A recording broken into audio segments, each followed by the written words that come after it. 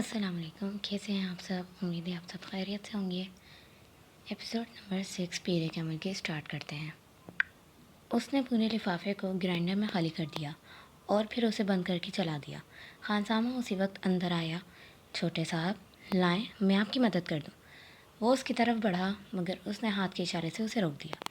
نہیں، میں خود کر لیتا ہوں، تم مجھے دودھ کا ایک گلاس لا دو، اس نے گرائنڈر آف کرتے ہوئے کہا۔ خانسامہ ایک گلاس میں دودھ لے کر اس کے پاس چلا آیا۔ دودھ کے آدھے گلاس میں اس نے گرائنڈر میں موجود تمام پاؤڈر ڈال دیا اور ایک چمچے سے اچھی طرح ہلانے لگا۔ پھر ایک ہی سانس میں وہ دودھ پی گیا۔ کھانے میں آج کیا پکایا تم نے؟ اس نے خانسامہ سے پوچھا۔ خانسامہ نے کچھ ڈشز گنوانی شروع کر دیں۔ اس کے چہرے پہ کچھ ناگواری ابھری۔ میں کھانا نہیں کھاؤں گا، سونے جا رہا ہوں، مجھے ڈسٹرب مت کرنا، اس نے سختی سے کہا اور کچن سے نکل گیا۔ پیروں میں پہنی ہوئی باٹا کی چپل کو فرش پر تقریباً گھسیٹ رہا تھا۔ اس کی شیو بڑھی ہوئی تھی اور آنکھیں سرخ تھیں۔ شرٹ کے چند ایک کے سوا سارے ہی بٹن کھلے ہوئے تھے۔ اپنے کمرے میں جا کر اس نے دروازے کو لاک کیا اور وہاں موجود جہازی سائڈ بیڈ کے میوزک سسٹم کی طرف گیا اور کمرے میں بولٹن کا "when a man loves a woman" بلند آواز میں بجنے لگا۔ وہ ریموٹ لے کر اپنے بیڈ میں آ گیا اور اوندھے منہ بے ترتیبی کے عالم میں لیٹ گیا۔ اس کا ریموٹ والا بایاں ہاتھ بیڈ سے نیچے لٹک رہا تھا اور مسلسل ہل رہا تھا۔ اس کے دونوں پاؤں بھی میوزک کے ساتھ گردش میں تھے۔ کمرے میں بیڈ اور اس کے اپنے حلیے کے علاوہ ہر چیز اپنی جگہ پر تھی۔ کہیں پر کچھ بھی بے ترتیب نہیں تھا، کہیں پر گرد کا ایک ذرہ تک نہیں نظر آ رہا تھا۔ میوزک سسٹم کے پاس موجود دیواری شیلف میں تمام آڈیو اور ویڈیو کیسٹس بڑے اچھے طریقے سے لگی ہوئی تھیں۔ ایک دوسری دیوار میں موجود ریکس پر کتابوں کی ایک بڑی تعداد موجود تھی۔ کونے میں پڑی ہوئی کمپیوٹر ٹیبل سے عیاں تھا کہ اسے استعمال کرنے والا بہت آرگنائزڈ ہے۔ کمرے کی مختلف دیواروں پر ہالی ووڈ کی ایکٹریسز اور وہاں کے بینڈز کے پوسٹرز لگے تھے۔ باتھ روم کے دروازے اور کمرے کی کھڑکیوں کے شیشوں کو پلے بوائے میگزین سے کاٹی گئی کچھ ماڈلز کی نیوڈ تصویروں سے سجایا گیا تھا۔ کمرے میں پہلی بار داخل ہونے والا دروازہ کھولتے ہی بہت بری طرح چونکا کیونکہ بالکل سامنے کھڑکیوں کی شیشوں پر موجود وہ تصویریں چند لمحوں کے لیے دیکھنے والوں کو تصویریں نہیں بلکہ اصلی لڑکیاں نظر آتی تھیں۔ ان تصویروں کو وہاں لگاتے ہوئے ترتیب کا خاص خیال رکھا گیا تھا۔ میوزک سسٹم جس دیوار کے ساتھ موجود تھا اسی دیوار کے ایک کونے میں دیوار پر ایک الیکٹرک گٹار لگایا گیا تھا اور اس کونے میں ایک کی بورڈ میں بھی اسٹینڈ پر رکھا ہوا تھا۔ دیوار پہ گٹار سے کچھ فاصلے پر پیکولو، فلوٹ اور اوبوے بھی لٹکائے گئے تھے۔ اس کمرے کے مکین کو یقیناً میوزک سے گہری دلچسپی تھی۔ بیڈ کے بالکل سامنے والی دیوار میں موجود کیبنٹ میں ٹی وی موجود تھا اور اسی کیبنٹ کے مختلف خانوں میں مختلف ٹرافیز اور شیلڈز پڑی ہوئی تھیں۔ کمرے کا چوتھا کونا بھی خالی نہیں تھا۔ وہاں دیوار پر مختلف ریکٹس لٹکے ہوئے تھے۔ ان میں سے ایک ٹینس کا تھا اور دو اسکواش کے۔ ان ریکٹس کو دیوار پر لٹکانے سے پہلے نیچے پوسٹرز لگائے گئے تھے اور پھر ریکٹس اس طرح لٹکائے گئے تھے کہ یوں لگتا تھا وہ ریکٹس ان کھلاڑیوں نے پکڑے ہوئے ہوں۔ ٹینس کے ریکٹ کے نیچے گبریلا کا پوسٹر تھا جبکہ اسکواش کا ایک ریکٹ کے نیچے جہانگیر خان کا پوسٹر تھا جبکہ دوسرے ریکٹ کے نیچے روڈنی مارٹن کا۔ کمرے میں واحد جگہ جہاں بے ترتیبی تھی وہ ڈبل بیڈ تھا جس پر وہ لیٹا ہوا تھا۔ سلک کی بیڈ شیٹ بری طرح سلور سطح تھی اور اس پر ادھر ادھر چند پورنوگرافی کے غیر ملکی میگزین پڑے تھے جن میں پلے بوائے نمایاں تھا۔ بیڈ پر ایک پیپر کٹر اور کاغذ کی کچھ چھوٹی چھوٹی کترانیں بھی پڑی ہوئی تھیں۔ یقیناً کچھ دیر پہلے وہ ان میگزینز کی سے تصویریں کاٹ رہا تھا۔ چیونگ گمز کے کچھ ریپرز بھی توڑے مڑے بیڈ پر ہی پڑے ہوئے تھے۔ ڈون ہل کا ایک پیکٹ اور لائٹر بھی ایش ٹرے کے ساتھ بیڈ پر ہی پڑا تھا جبکہ سلک کی سفید چمکدار بیڈ شیٹ پر کئی جگہ ایسے نشان تھے جیسے وہاں سگریٹ کی راکھ بھی تھی۔ کافی کا ایک خالی مگ بھی بیڈ پر پڑا ہوا تھا اور اس کے پاس ایک ٹائی اور ریسٹ واچ بھی تھی۔ ان سب چیزوں سے کچھ فاصلے پر سرہانے ایک موبائل پڑا تھا جس پر یکدم کوئی کال آنے لگی تھی۔ بیڈ پر اندھا منہ لیٹا ہوا وہ نوجوان اب شاید نیند کے عالم میں تھا کیونکہ موبائل کی بیپ پر اس نے سر اٹھائے بغیر اپنا دایاں ہاتھ بیڈ پر ادھر ادھر پھرتے ہوئے جیسے موبائل تلاش کرنے کی کوشش کی، مگر موبائل اس کے ہاتھ کی رسائی سے بہت دور تھا۔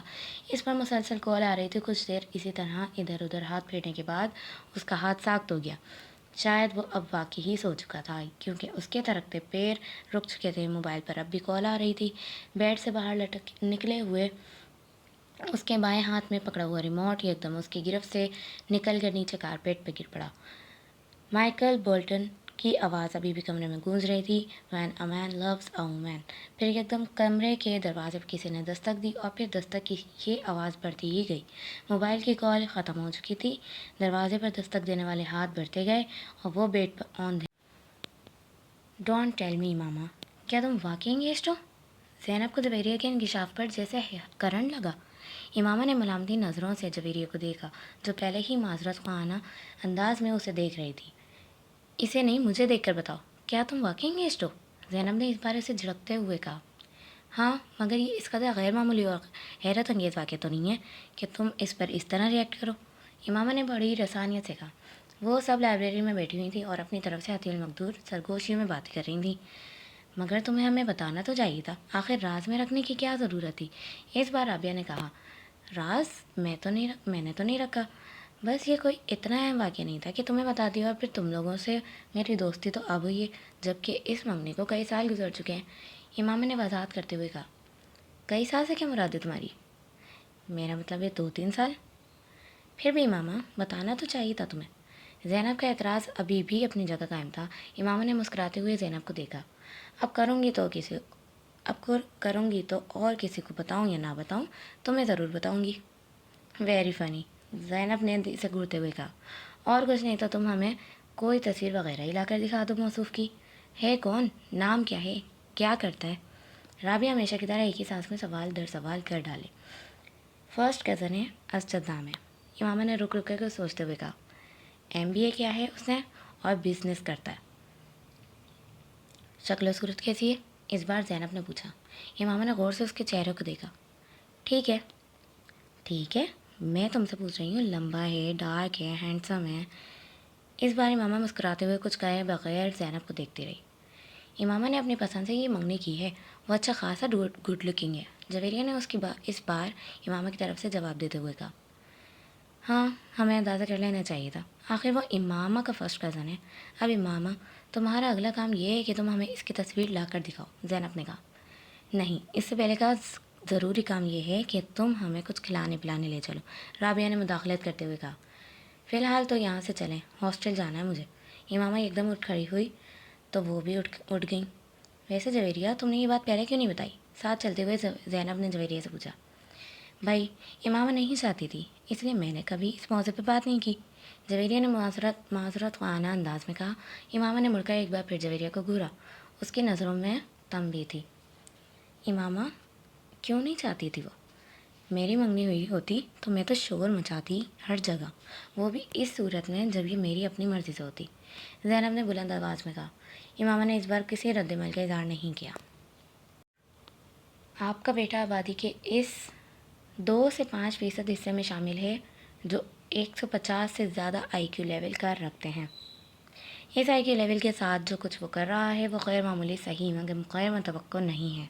اس غیر ملکی اسکول میں سالار کو جاتے ہوئے ابھی صرف 1 ہفتہ ہوا تھا جب سکندر عثمان اور ان کی بیوی کو وہاں بلوایا گیا تھا۔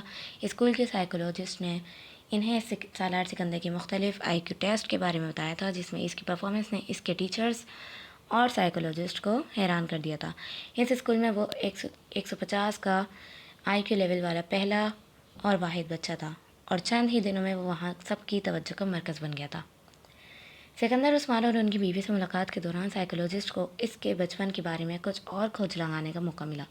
وہ کافی دلچسپی سے سالار کے کیس کو اسٹڈی کر رہا تھا، اور دلچسپی کی یہ نوعیت پروفیشنل نہیں ذاتی تھی۔ اپنے کیریئر میں وہ پہلی بار اس IQ کے بچے کا سامنا کر رہا تھا۔ سکندر عثمان کو آج بھی وہ دن اچھی طرح یاد تھا۔ سالار اس وقت صرف 2 سال کا تھا، اور غیر معمولی طور پر وہ اس عمر میں ایک عام بچے کی نسبت زیادہ صاف لہجے میں باتیں کرتا تھا، اور باتوں کی نوعیت ایسی ہوتی تھی کہ وہ اور ان کی بیوی اکثر حیران ہوتے۔ ایک دن جب وہ اپنے بھائی سے فون پہ بات کرنے کے لیے فون کر رہے تھے تو سالار ان کے پاس کھڑا تھا۔ وہ اس وقت TV لاؤنج میں بیٹھے تھے اور فون پہ بات کرنے کے ساتھ ساتھ TV بھی دیکھ رہے تھے۔ کچھ دیر بعد انہوں نے فون رکھ دیا۔ रिसीवर रखने के फ़ौरन बाद उन्होंने सलार को फ़ोन का रिसीवर उठाते हुए देखा। हेलो अंकल, मैं सलार हूँ, वो कह रहा था। उन्होंने चौंक कर उसे देखा। वो इत्मीनान से रिसीवर कान से लगाए किसी से बातों में मसरूफ़ था। मैं ठीक हूँ, आप कैसे हैं? सिकंदर ने हैरत से उसे देखा। पहले उनके जहन में यही आया कि वो झूठ मूठ फ़ोन पर बातें कर रहा है। पापा मेरे पास बैठे हैं, टीवी देख रहे हैं। नहीं, उन्होंने नहीं किया, मैंने खुद किया है। वो उसके अगले जुमले पर चौंके। सलार, किससे बातें कर रहे हो? सिकंदर ने पूछा। अंकल, शाहनवाज से। सलार ने सिकंदर को जवाब दिया। उन्होंने हाथ बढ़ाकर रिसीवर उससे ले लिया। उनका ख्याल था कि उसने गलती से कोई नंबर मिला लिया होगा या फिर लास्ट नंबर को रीडायल किया होगा। उन्होंने कान से रिसीवर लगाया। दोनों तरफ उनके भाई थे, दूसरी तरफ उनके भाई थे। ये सलार ने नंबर डायल किया है, उन्होंने मज़ाक करते हुए अपने भाई से कहा। सलार ने कैसे डायल किया? वो तो बहुत छोटा है। उनके भाई ने दूसरी तरफ कुछ हैरानी से पूछा। मेरा ख्याल है उसने आपका नंबर रीडायल किया है, इत्तेफाक से हाथ लग गया होगा। हाथ मार रहा था सेट पर। उन्होंने फ़ोन बंद कर दिया और रिसीवर नीचे रख दिया। सलार, जो खामोशी के साथ उनकी गुफ्तगू सुनने में मसरूफ़ था, रिसीवर नीचे रखते ही उसने एक बार फिर रिसीवर उठा लिया। इस बार सिकंदर उस्मान उसे देखने लगे। वो बिल्कुल किसी मैच्योर आदमी की तरह एक बार फिर शाहनवाज का नंबर डायल कर रहा था और बड़ी रवानी के साथ वो एक लम्हे के लिए दम बखुद रह गए। 2 साल के बच्चे से उन्हें ये तवक्को नहीं थी। उन्होंने हाथ बढ़ाकर क्रेडल दबा दिया। सलार, तुम्हें शाहनवाज का नंबर मालूम है? उन्होंने हैरानी के इस झटके से संभलते हुए कहा। हाँ, बड़े इत्मीनान से जवाब दिया गया। क्या नंबर है? उसने फिर रवानी से उसके साथ वो नंबर दोहरा दिया। वो उसका चेहरा देखने लगे। उन्हें अंदाज़ा नहीं था कि वो गिनती के आदात से वाकिफ़ होगा। और फिर वो नंबर। तुम्हें ये नंबर किसने सिखाया? मैंने खुद सीखा। कैसे? अभी आपने मिलाया था, सलार ने उनको देखते हुए कहा। तुम्हें गिनती आती है? हाँ।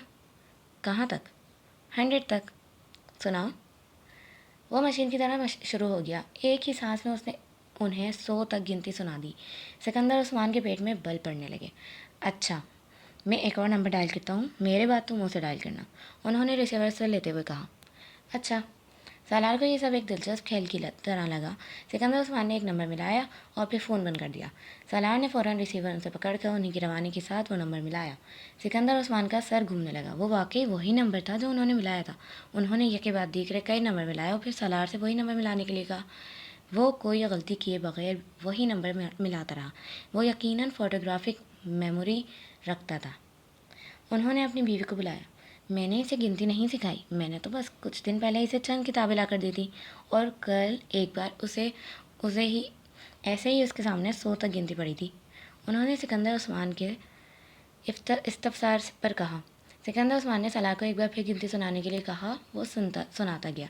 उनकी बीवी हक्का बक्का उसे देखती रही। दोनों मियाँ बीवी को यह अंदाज़ा हो गया कि इनका बच्चा ज़हनी एतबार से गैर मामूली सलाहियतें रखता है और यही वजह थी कि इन दोनों ने अपने बाकी बच्चों की निस्बत उसे जल्द ही स्कूल में दाखिल करवा दिया था और स्कूल में भी वो अपनी गैर मामूली सलाहियतों की वजह से बहुत जल्द ही दूसरों की नज़रों में आ गया था। इस बच्चे को आपकी ख़ास तवज्जो की ज़रूरत है। आम बच्चों की निस्बत ऐसे बच्चे ज़्यादा हसास होते हैं।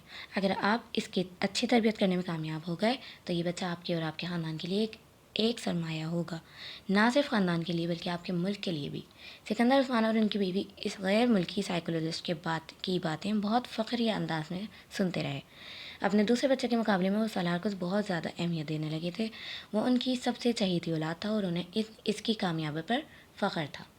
स्कूल में एक टर्म के बाद उसे अगली क्लास में प्रमोट कर दिया गया और दूसरी टर्म के बाद उसे अगली क्लास में, और उस वक्त पहली बार सिकंदर उस्मान को कुछ तशवीश होने लगी। वो नहीं चाहते थे सलार 8-10 साल की उम्र में जूनियर या सीनियर कैम्ब्रिज कर लेता, मगर जिस रफ्तार से वह एक क्लास से दूसरी क्लास में जा रहा था यही होना था। मैं चाहता हूँ आप मेरे बेटे को पूरे एक साल के बाद ही अगली क्लास में प्रमोशन दें। मैं नहीं चाहता वो इतनी जल्दी इतने एबनॉर्मल तरीके से अपना एकेडमिक करियर ख़त्म कर ले। आप इसके सब्जेक्ट्स और एक्टिविटीज़ बढ़ा दें, मगर इसे नॉर्मल तरीके से ही प्रमोट कर दें। उनके इसरार पर सलार को दोबारा एक साल के अंदर डबल या ट्रिपल प्रमोशन नहीं दिया गया। उसके टैलेंट को स्पोर्ट्स और दूसरी चीज़ों के ज़रिए चैलेंजलाइज किया जाने लगा। शतरंज, टेनिस, गोल्फ और म्यूज़िक, वो 4 शोबे थे जिनमें इसे सबसे ज़्यादा दिलचस्पी थी, मगर इसका ये मतलब नहीं था कि वह ख़ुद को सिर्फ इन चारों चीज़ों तक ही महदूद रखता था। वो स्कूल में अच्छे होने वाले وہ اسکول میں ہونے والے تقریباً ہر گیم میں شریک ہوتا تھا. اگر کسی میں شریک نہیں ہوتا تھا تو اس کی وجہ صرف یہ ہوتی کہ وہ گیم یا اسپورٹ اسے جویریہ پروفیسر امتحان کے لیکچر کے نوٹس مجھے دینا. امامہ نے جویریہ کو مخاطب کیا جو ایک کتاب کھولے بیٹھی ہوئی تھی. جویریہ نے ہاتھ بڑھا کر اپنی ایک نوٹ بک اسے تھما دی. امامہ نوٹ بک کھول کر صفحے پلٹنے لگی. جویریہ ایک بار پھر کتاب کے مطالعے میں مصروف ہو گئی. کچھ دیر بعد اچانک اسے جیسے ایک خیال آیا. اس نے مڑ کر اپنے بستر پہ بیٹھی ہوئی امامہ کو دیکھا. تم نے لیکچر نوٹ کرنا کیوں بند کر دیا ہے؟ اس نے امامہ کو مخاطب کیا. امامہ نے نوٹ بک سے نظریں اٹھا کر اسے دیکھا. مجھے کچھ سمجھ میں آئے تو میں نوٹ کروں. کیا مطلب؟ تمہیں پروفیسر امتحان کا لیکچر بھی سمجھ میں نہیں آتا؟ جویریہ کو جیسے حیرت ہوئی. اتنا اچھا تو پڑھاتے ہیں. میں نے کب کہا کہ برا پڑھاتے ہیں؟ بس مجھے. اس نے کچھ الجھے ہوئے لہجے میں بات ادھوری چھوڑ دی. وہ ایک بار پھر ہاتھ میں پکڑی نوٹ بک کو دیکھ رہی تھی. جویریہ نے غور سے اسے دیکھا. تم آج کل کچھ غائب دماغ نہیں ہوتی جا رہی؟ ڈسٹرب ہو کسی وجہ سے؟ جویریہ نے اسے اپنے سامنے رکھی کتاب بند کرتے ہوئے بڑے ہمدردانہ لہجے میں کہا. ڈسٹرب؟ وہ بڑبڑائی. نہیں، ایسی کوئی بات نہیں ہے. تمہاری آنکھوں کے گرد ہلکے بھی پڑے ہوئے ہیں. کل رات کو شاید 3:30 کا وقت تھا جب میری آنکھ کھلی اور تم اس وقت بھی جاگ رہی تھی. میں پڑھ رہی تھی، اس نے مدافعانہ لہجے میں کہا. نہیں، صرف کتاب اپنے سامنے رکھ کے بیٹھی ہوئی تھی مگر کتاب پر نظر نہیں تھی تمہاری. جویریہ نے اس کا عذر رد کرتے ہوئے کہا. تمہیں کوئی مسئلہ ہے تو نہیں ہے؟ کیا مسئلہ ہو سکتا ہے مجھے؟ پھر تم اتنی چپ چپ کیوں رہنے لگی ہو؟ جویریہ اس کی ٹال مٹول سے متاثر ہوئے بغیر بولی. نہیں، میں کیا چپ رہوں گی؟ امامہ نے مسکرانے کی کوشش کی. میں تو پہلے ہی کی طرح بول رہی ہوں. صرف میں ہی نہیں، باقی سب بھی تمہاری پریشانی کو محسوس کر رہا ہے. جویریہ نے سنجیدگی سے کہا. کوئی بات نہیں ہے، صرف اسٹڈیز کی ٹینشن ہے مجھے. میں یقین نہیں کر سکتی. ہم بھی تمہارے ساتھ ہیں. تمہیں ہم سے زیادہ ٹینشن تو نہیں ہو سکتی؟ جویریہ نے سر ہلاتے ہوئے کہا. امامہ نے ایک گہرا سانس لیا. وہ اب ضد ہو رہی تھی. تمہارے گھر میں تو خیریت ہے نا؟ ہاں بالکل خیریت ہے. اسجد کے ساتھ کوئی جھگڑا تو نہیں ہوا؟ اسجد کے ساتھ جھگڑا کیوں ہوگا؟ امامہ نے اسی کے انداز میں پوچھا. پھر بھی اختلافات تو ایک بہت ہی. جویریہ کی بات اس نے درمیان میں ہی کاٹ دی. جب کہہ رہی ہوں کہ کوئی مسئلہ نہیں ہے تو تمہیں یقین کیوں نہیں آ رہا؟ اتنے سالوں سے کون سی بات ہے جو میں نے تم سے شیئر نہیں کی یا جو تمہیں پتہ نہیں ہے؟ پھر بھی تم اس طرح مجھے مجرم سمجھ کر تفتیش کیوں کر رہی ہو؟ وہ اب خفا ہو رہی تھی. جویریہ گڑبڑائی. یقین کیوں نہیں کروں گی؟ میں صرف اس لیے اصرار کر رہی ہوں کہ شاید تم مجھے اس لیے اپنا مسئلہ نہیں بتا رہی کہ میں پریشان نہ ہوں، اور تو کوئی بات نہیں. جویریہ کچھ نادم سی ہو کر اس کے پاس سے اٹھ کر واپس اپنی اسٹڈی ٹیبل کے سامنے جا بیٹھی. اس نے ایک بار پھر وہ کتاب کھول لی جیسے وہ پہلے پڑھ رہی تھی. کافی دیر تک کتاب پڑھتے رہنے کے بعد اس نے ایک جمائی لی اور گردن موڑ کر لاشعوری طور پہ امامہ کو دیکھا. وہ دیوار سے ٹیک لگائے اس کی نوٹ بک کھولے بیٹھی تھی مگر اس کی نظریں نوٹ بک پر نہیں تھیں. وہ سامنے والی دیوار پر نظریں جمائے بیٹھی تھی. اس نے گاڑی نہر کے پل سے کچھ فاصلے پہ کھڑی کر دی.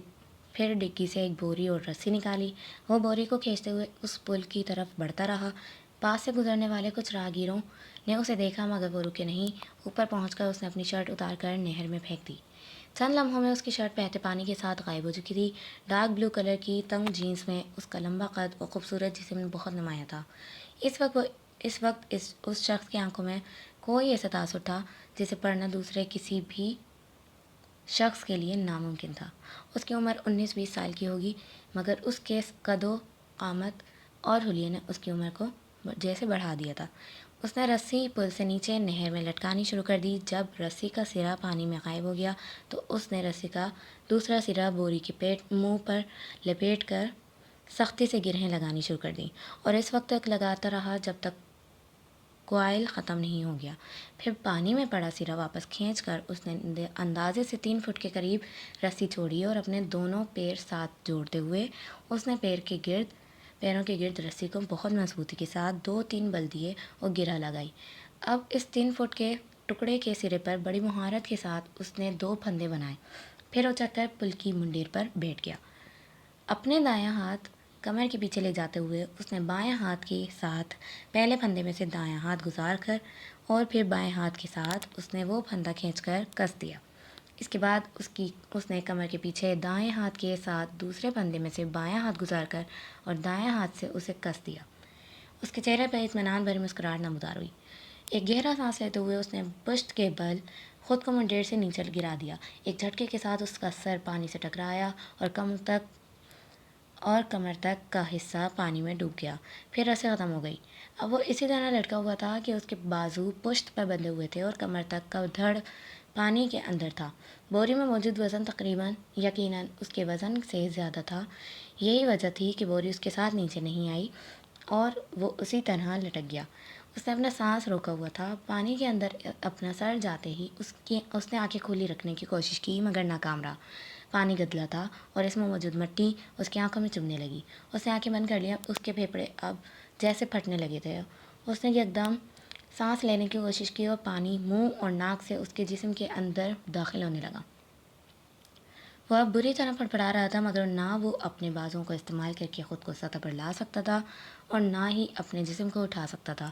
اس کے جسم کی پھڑپڑاہٹ آہستہ آہستہ دم توڑ رہی تھی۔ چند لوگوں نے اسے پل سے نیچے گرتے دیکھا اور چیختے ہوئے اس طرف بھاگے۔ رسی ابھی تک ہل رہی تھی۔ ان لوگوں کی سمجھ میں نہیں آ رہا تھا کہ وہ کیا کریں۔ پانی کے نیچے ہونے والی حرکت اب دم توڑ گئی تھی۔ اس کی ٹانگیں اب بالکل بے جان نظر آ رہی تھیں۔ پل پر کھڑے لوگ خوف کے عالم میں اس بے جان وجود کو دیکھ رہے تھے۔ پل پر موجود ہجوم بڑھ رہا تھا۔ نیچے پانی میں موجود وہ وجود ابھی بھی ساکت تھا۔ صرف پانی اسے حرکت دے رہا تھا، کسی پینڈولم کی طرح، آگے پیچھے آگے پیچھے۔ امامہ جلدی سے تیار ہو جاؤ، رابعہ نے اپنی الماری سے اپنا ایک سوٹ نکال کر بیڈ پہ پھینکتے ہوئے کہا۔ امامہ نے قدرے حیرانی سے اسے دیکھا۔ کس لیے تیار ہو جاؤں؟ وہی شاپنگ کے لیے جا رہے ہیں، ساتھ چلو۔ رابعہ نے اسی تیز رفتاری کے ساتھ استری کا پلگ نکالتے ہوئے کہا۔ نہیں، مجھے کہیں نہیں جانا۔ اس نے ایک بار پھر اپنی آنکھوں پر اپنے بازو رکھتے ہوئے کہا۔ وہ اپنے بستر پہ لیٹی ہوئی تھی۔ کیا مطلب ہے مجھے کہیں نہیں جانا؟ تم سے پوچھ رہا ہوں۔ پوچھ کون رہا ہے؟ تمہیں بتا رہے ہیں، رابعہ نے اسی لہجے میں کہا۔ اور میں نے بتا دیا ہے میں کہیں نہیں جا رہی، اس نے آنکھوں سے بازو ہٹائے بغیر کہا۔ زینب بھی چل رہی ہے ہمارے ساتھ، پورا گروپ جا رہا ہے، فلم بھی دیکھیں گے واپسی پر، رابعہ نے پورا پروگرام بتاتے ہوئے کہا۔ امامہ نے ایک لہجے کے لیے اپنی آنکھوں سے بازو ہٹا کر اسے دیکھا۔ زینب بھی جا رہی ہے؟ ہاں، زینب کو ہم راستے سے پک کریں گے۔ امامہ کسی سوچ میں ڈوب گئی۔ تم بہت ڈل ہوتی جا رہی ہو امامہ، رابعہ نے قدرے ناراضی کے ساتھ تبصرہ کیا۔ تم ہمارے ساتھ کہیں آنا جانا ہی چھوڑ دیا ہے تم نے؟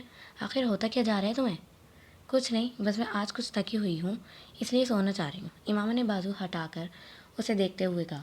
تھوڑی دیر بعد جویریہ بھی اندر آ گئی اور وہ بھی اسے ساتھ چلنے کے لیے مجبور کرتی رہی، مگر امامہ کی زبان پر ایک ہی رٹ تھی۔ نہیں، مجھے سونا ہے، میں بہت تھکی ہوئی ہوں۔ وہ مجبوراً اسے برا بھلا کہتے ہوئے وہاں سے چلی گئی۔ راستے سے انہوں نے زینب کو اس کے گھر سے پک کیا اور زینب کو پک کرتے ہوئے جویریہ کو یاد آیا کہ اس کے بیگ کے اندر اس کا والیٹ نہیں ہے۔ وہ اسے ہاسٹل میں ہی چھوڑ آئی تھی۔ واپس ہاسٹل چلتے ہیں، وہاں سے والیٹ لے کر پھر بازار چلیں گے۔ جویریہ کے کہنے پر وہ لوگ دوبارہ ہاسٹل چلی آئیں، مگر وہاں کا انہیں حیرانی کا سامنا کرنا پڑا کیونکہ کمرے کے دروازے پر تالا لگا ہوا تھا۔ یہ امامہ کہاں ہے؟ رابعہ نے حیرانی سے کہا۔ پتہ نہیں، کمرہ لاک کر کے اسی طرح کہاں جا سکتی ہے؟ وہ تو کہہ رہی تھی کہ اسے سونا ہے، جویریہ نے کہا۔ ہاسٹل میں تو کسی کے روم میں نہیں چلے گی، رابعہ نے خیال ظاہر کیا۔ وہ دونوں اگلے کئی منٹ ان واقف لڑکیوں کے کمروں میں جاتی نہیں جن سے ان کی ہیلو ہائی تھی، مگر امامہ کا کہیں پتہ نہیں تھا۔ کہیں ہاسٹل سے باہر تو نہیں گئی؟ رابعہ کا اچانک یاد آیا۔ آؤ وارڈن سے پوچھتے ہیں، جویریہ نے کہا۔ وہ دونوں وارڈن کے پاس چلی آئیں۔ ہاں، امامہ ابھی کچھ دیر پہلے باہر گئی ہے، وارڈن نے ان کی انکوائری پر بتایا۔ جویریہ اور رابعہ ایک دوسرے کا منہ دیکھنے لگی۔ وہ کہہ رہی تھی شام کو آئے گی، وارڈن نے انہیں مزید بتایا۔ وہ دونوں وارڈن کے کمرے سے نکل آئیں۔ یہ گئی کہاں ہے؟ ہمارے ساتھ تو جانے سے انکار کر دیا تھا کہ اسے سونا ہے اور وہ تھکی ہوئی ہے اور اس کی طبیعت خراب ہے اور اب اس طرح غائب ہو گئی ہے، رابعہ نے الجھے ہوئے انداز میں کہا۔ رات کو وہ قدرے لیٹ واپس آئیں اور جس وقت وہ واپس آئیں امامہ کمرے میں موجود تھے۔ اس نے مسکراتے ہوئے ان دونوں کا استقبال کیا۔ لگتا ہے خاصی شاپنگ ہوئی ہے آج۔ اس نے ان دونوں کے ہاتھوں میں پکڑے ہوئے شاپرز کو دیکھا۔ ان دونوں نے اس کی بات کے جواب میں کچھ نہیں کہا، بس شاپرز رکھ کر اسے دیکھنے لگی۔ تم کہاں گئی ہوئی تھی؟ جویریہ نے اس سے پوچھا۔ امامہ کو جیسے ایک جھٹکا لگا۔ میں اپنا والیٹ لینے واپس آئی تھی تو تم یہاں نہیں تھی، کمرہ لاک تھا، جویریہ نے اسی انداز میں کہا۔ میں تم لوگوں کے پیچھے گئی تھی۔ کیا مطلب؟ جویریہ نے کچھ نہ سمجھنے والے انداز میں کہا۔ تمہارے نکلنے کے بعد میرا ارادہ بدل گیا تھا۔ میں یہاں سے زینب کی طرف گئی کیونکہ تم لوگوں کو اسے پک کرنا تھا، مگر اس کے چوکیدار نے بتایا کہ تم لوگ پہلے ہی وہاں سے نکل گئے ہو۔ پھر میں وہاں سے واپس آ گئی، بس راستے میں کچھ کتابیں لی تھیں میں نے، امامہ نے کہا۔ دیکھا، تم سے پہلے کہا تھا کہ ہمارے ساتھ چلو، مگر اس وقت تم نے فوراً انکار کر دیا، بعد میں بے وقوفوں کی طرح پیچھے چل پڑی۔ ہم لوگ تو مشکوک ہو گئے تھے تمہارے بارے میں۔ رابعہ نے کچھ اطمینان سے ایک شاپر کھولتے ہوئے کہا۔ امامہ نے کوئی جواب نہیں دیا، وہ صرف مسکراتے ہوئے ان دونوں کو دیکھتی رہی۔ وہ دونوں اب اپنے شاپر کو کھولتے ہوئے خریدی ہوئی چیزیں اسے دکھا رہے تھے۔ This was the end of episode 6۔ ملتے ہیں نیکسٹ ایپیسوڈ میں، تب تک کے لیے اپنا بہت خیال رکھیے گا۔ اللہ حافظ، اور ویڈیو کو لائک، سبسکرائب اینڈ شیئر کرنا نہیں بھولیے گا۔ اللہ حافظ۔